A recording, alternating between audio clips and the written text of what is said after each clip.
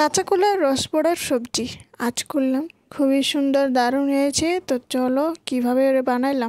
একটু চাল ভিজে বাটাবাটি করে নিয়েছিলাম আর কাঁচা কলা আলু সুন্দর করে সেদ্ধ করে নিয়েছিলাম একটু জলের মধ্যে। তারপরে যে দেখুন হলুদ লবণ সামান্য দিয়ে তারপরে যে দেখুন সুন্দর মাখামাখি করে তারপর সুন্দর করে এইভাবে গোল গোল করে ভাজাভাজি করে নিব তেলের মধ্যে, সাদা তেলে। তারপরে যে দেখুন এতগুলো হয়ে গেছে সুন্দর, আজকে সবজির জন্য হয়ে যাবে।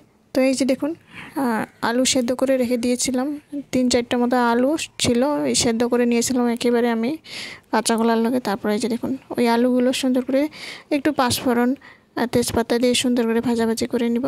তারপরে এই যে দেখুন একটু মশলা পেস্ট ছিল, জিরা আদা, তারপর সুন্দর করে দিয়ে আলুগুলো প্রথম ভেজে নিয়ে নিব। তারপর ওখানে মশলা দিয়েছিলাম জিরা বাটা দিলাম, তারপরে যে হলুদ লবণ আর একটু লাল লঙ্কার গুঁড়া সবগুলো দিয়ে এই যে দেখুন নাড়াচাড়া করে জল দিয়ে ঢাকনা দিয়ে রেখে দিয়েছিলাম। তারপরে এই যে দেখুন 2-3 মিনিট উতলার পর আমরা এই যে দেখুন রস বড়াগুলো উপর দিয়ে দিই, উপর দিয়ে সুন্দর করে নাড়াচাড়া করে তারপর সবজি একেবারে রেডি। তারপর এখানে চালটা একটা নিয়ে এনেছিলাম, চালটাগুলো সুন্দর করে এখানে চুচাগুলো ছড়িয়ে আমরা এই সুন্দর করে এইভাবে একটু শিলপাটার মধ্যে থেতলায় নিব।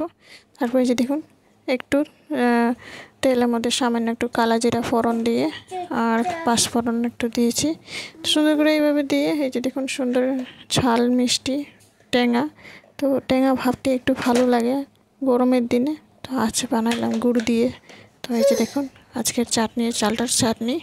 তো এই যে বন্ধুরা আজকের দুপুরের মেনু। তো বন্ধুরা ভিডিওটি কেমন হয়েছে অবশ্যই লাইক কমেন্ট শেয়ার সাবস্ক্রাইব করে জানাবেন।